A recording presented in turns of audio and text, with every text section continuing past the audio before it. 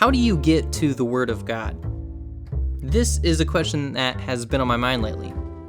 See, my wife and I are missionary videographers. We travel around the world and make video content for missionaries and different ministries.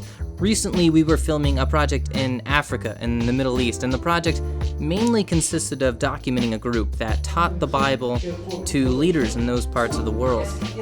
And the more interviews we did with the students and staff, the more I was humbled by their desire to seek out and understand the Word of God.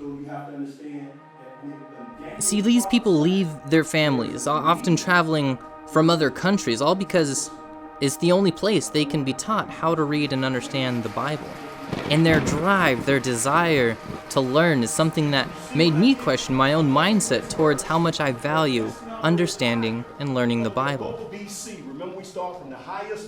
There were days of filming where we had no power, no hot water. We slept in mosquito nets, something that I would consider to be somewhat uncomfortable, but the concept of comfort changes in a place where people who have traveled miles are singing and rejoicing because they get to learn about the Bible.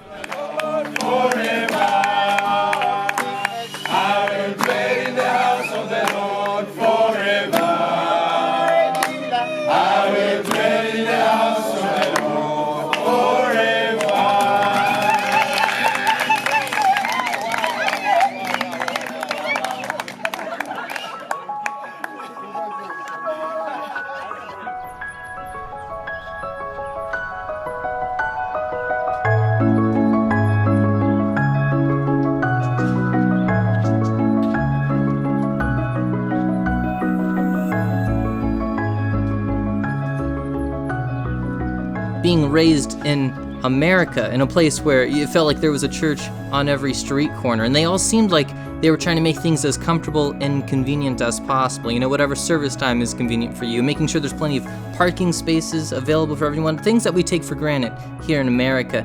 Even the chairs or pews are often padded or comfortable enough to ensure you have a pleasant time sitting through the sermon. I have a missionary friend who once told me that the plastic chair is the chair of the church.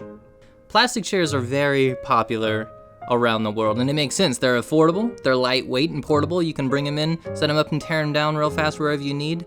But they're nothing special, and they're not particularly comfortable. It's literally just one step up from sitting on the floor. But to them, it's the best chair in the world, because it's the chair that they get to hear about the Word of God in. And it's this appreciation that causes people to be willing to be rejected by the people that they love and care about. It's this purpose that causes people to walk for miles to sit in a plastic chair to learn about what God has given them. This is the church, a group of people unified in one spirit, one mind.